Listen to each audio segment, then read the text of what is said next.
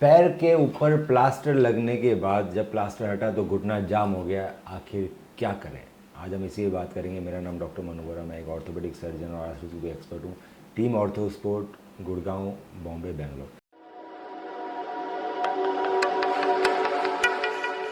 दोस्तों, बहुत common problem है कि किसी कारण, चोट के कारण आपके प्लास्टर लगा दिया गया है। घुटने में चोट हो सकती है, फीमर में चोट हो सकती है, पटेला में हो सकती है, टीबिया में हो सकती है और प्लास्टर लगा दिया। अब जब 1.5 महीने बाद प्लास्टर खोला तो घुटना मुड़ नहीं रहा है, तो आखिर क्या किया जाए।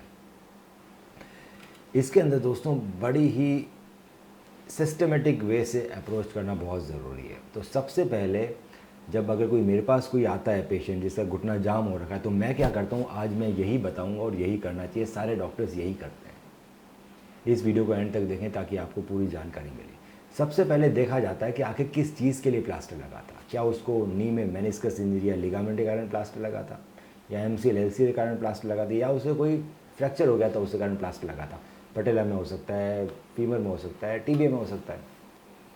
उसके बाद जब प्लास्टर लग गया तो कई बार ऑपरेशन के बाद प्लास्टर लगता है, कई बार बिना ऑपरेशन के भी प्लास्टर लग जाता है। तो ये भी इंपॉर्टेंट है कि ऑपरेशन हुआ था या नहीं हुआ था। ऑपरेशन हुआ था तो किस चीज़ का ऑपरेशन हुआ था, क्यों प्लास्टर लगा। सबसे इंपॉर्टेंट रहता है पता करना कि आप जैसे घुटने को देख पा रहे हैं, ये फीमर गोल है, बिल्कुल स्मूथ है। तो घुटने के मूवमेंट के लिए मुझे स्मूथ फीमर चाहिए, साथ में ऊपर कार्टिलेज चाहिए। तो अगर ऊपर फीमर में चोट लगी थी और कोई फ्रैक्चर हुआ था, क्या ये गोलाई मेंटेन्ड है या नहीं है। अगर सर्जरी हुई है तो क्या सर्जरी के बाद एनाटॉमिकल रिडक्शन आया। अगर सर्जरी नहीं हुई, क्लोज रिडक्शन किया, तो क्या एनाटॉमिकल रिडक्शन आया। तो अगर आपकी गोलाई मेंटेन्ड है तो आपके वापस मोशन आने के चांसेस हाई हैं। तो जब पेशेंट हमारे पास आता है तो हम कुछ इसके इन्वेस्टिगेशन देखते हैं, एक्सरे देखते हैं, एमआरआई देखते हैं, पता लगाते हैं कि आखिर ये चीज़ मेंटेन्ड है या नहीं है। दूसरा देखा जाता है कि इसके ऊपर की जो कार्टिलेज की कवरिंग है वो कैसी है। सो जब एक्सरे लेते हैं हम खड़े खड़े, तो ऊपर की हड्डी दिखाई देगी, नीचे की हड्डी दिखाई देगी, बीच का फीमर का कार्टिलेज, मेनिस्कस और टीबिया कार्टिलेज दिखाई नहीं देगा, तो गैप दिखाई देता है। सो अगर खड़े होकर एक्सरे लिए गए हैं तो क्या आपके दोनों हड्डी में जो गैप दिखाई दे रहा है, मतलब कार्टिलेज अच्छा है। ये भी बहुत सिग्निफिकेंटली बताता है कि हमें इसमें ज़ोर लगाना है या नहीं लगाना। दूसरा, कई बार जाम होने का चांस रहता है कि अगर फीमर में फ्रैक्चर हुआ तो ये ऊपर वाली क्वाड्रिसेप मसल है, इसको फ्रैक्चर ने पकड़ लिया। तो ये चीज़ भी हमें मालूम पड़ती है एक्सरे देख के कि कहाँ पर फ्रैक्चर एरिया है, उसका बाहर का स्कार टिश्यू क्या है। सो इसके अंदर 1.5 महीने बाद आपको डॉक्टर आपका पैर मोड़ने को बोलेगा। अगर आपका ये सब चीज़ अच्छा है, आपकी हड्डी से मांसपेशी नहीं चिपकी है, आपका गोलाई भी मेंटेन्ड है, आपकी कार्टिलेज भी अच्छा है, आपका मेनिस्कस भी अच्छा है, नीचे टीबिया कार्टिलेज भी अच्छा है, तो अगर आप घुटना मोड़ेंगे प्लास्टर के बाद तो बहुत अच्छे चांस है कि वो अपना आप ही पूरा बैंड हो जाएगा। पर मेहनत करनी पड़ेगी, दर्द भी होगा। अगर इन सब में कोई दिक्कत है तो मोड़ने के बाद भी कई बार बैंडिंग नहीं अचीव हो पाती है। इसमें फिर डॉक्टर्स की ज़रूरत पड़ती है जो दूरबीन से सर्जरी करके, अगर मसल्स चिपकी हुई तो मसल को हटाएंगे, क्योंकि मसल चिपकी हुई रहेगी तो बेंडिंग नहीं कर पाएंगे, अब मसल को हटाएंगे।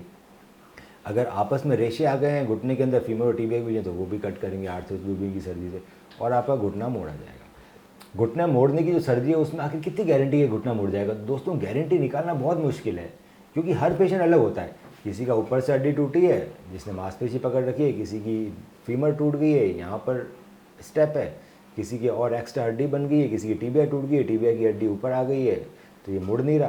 तो इतने सारी वेरिएबिलिटी कि हमारे पास बताना मुश्किल है कि आखिर वो मुड़ेगा या नहीं मुड़ेगा। दूसरा, मुड़ने के लिए जैसा कि आप देख रहे हैं, क्वाड्रिसेप मसल का लचीला होना बहुत ज़रूरी है। तो बहुत लंबे समय तक अगर आप जाम है और घुटना अच्छा है पर क्वाड्रिसेप मुड़ने को ही तैयार नहीं हो, लंबी होने को तैयार नहीं, तो डॉक्टर क्या करेगा।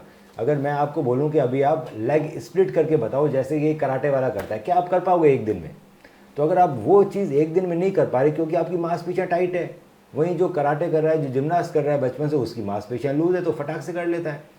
अगर आप वो करना चाहो तो आपको साल भर लग जाएगा करने में, क्योंकि मांसपेशी खींचने में धीरे धीरे खींचेगी, एक दिन में कैसे खींच जाएगी। यही चीज़ आप डॉक्टर से भी एक्सपेक्ट करो कि अगर क्वाड्रिसेप्स की मांसपेशी लंबी नहीं हुई तो मैं एक दिन में लंबी नहीं कर सकता उसको। वो आप ही को मेहनत कर करके लंबी करनी पड़ेगी, जैसे कि लोग स्प्लिट करते हैं। अगर आप एक दिन में अगर स्प्लिट अचीव कर सकते हो तो हाँ, हम भी फिर कर सकते हैं। अगर आप नहीं कर सकते तो डॉक्टर भी नहीं कर सकता। सो घुटने के मोड़ने का रिजल्ट तभी आता है दोस्तों जब सारे क्राइटेरिया फुलफिल हों। पहला क्राइटेरिया कि आपका जो फीमर है वो गोल होना चाहिए, बिल्कुल स्मूथ, कोई स्टेप नहीं होना चाहिए। जो टीबिया है वो बिल्कुल फ्लैट होना चाहिए, कोई हड्डी यहाँ ऊपर नीचे नहीं होनी चाहिए, अंदर मेनिस्कस लिगामेंट वगैरह सब अच्छे होने चाहिए, आपके कार्टिलेज की कवरिंग अच्छी होनी चाहिए, घिसी भी नहीं होनी चाहिए, आपकी जो मांसपेशी है वो बोन से चिपकी भी नहीं होनी चाहिए, वो सर्जरी के दौरान उखाड़ अलग कर दी जाती है दूरबीन से। ये सब करने के बाद जब आपका घुटना मोड़ा जाता है तो आपकी ये ऊपर वाली क्वाड्रिसेप्स मांसपेशी भी लचीली होनी चाहिए।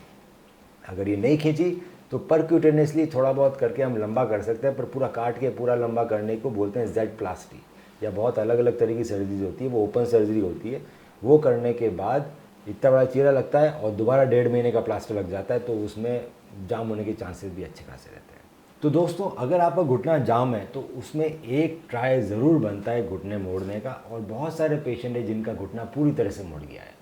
अगर आपका सर्जरी के दौरान पूरी तरह से नहीं मुड़ा है तो भी चांस रहते हैं कि धीरे धीरे पूरा मुड़ जाए, क्योंकि मांसपेशी को खींचने में टाइम लगता है, वो एकदम से नहीं खींचती। अगर सर्जरी में मैंने इतनी खींच दी तो बाकी आप धीरे धीरे खींच सकते हो, क्योंकि मांसपेशियों को हम उठा चुके हैं, घुटना जाम खोल चुके हैं। अब बस मांसपेशी का लंबा होना बाकी है। लंबे होने में आप सब जानते हैं टाइम लगता है। एक दिन में अगर आप स्प्लिट नहीं कर सकते तो एक दिन में इसको लंबा भी नहीं कर सकते। अगर आपका घुटना जाम है और आप परेशान हैं तो आप हमें अपने एक्सरे और MRI भेजिए, आप हमसे मिलने आइए, और उसका सबसे अच्छा इलाज क्या रहेगा, किस हद तक हम ठीक कर सकते हैं, उसकी सारी जानकारी आपको दी जाएगी। हम रखें आपका ख्याल।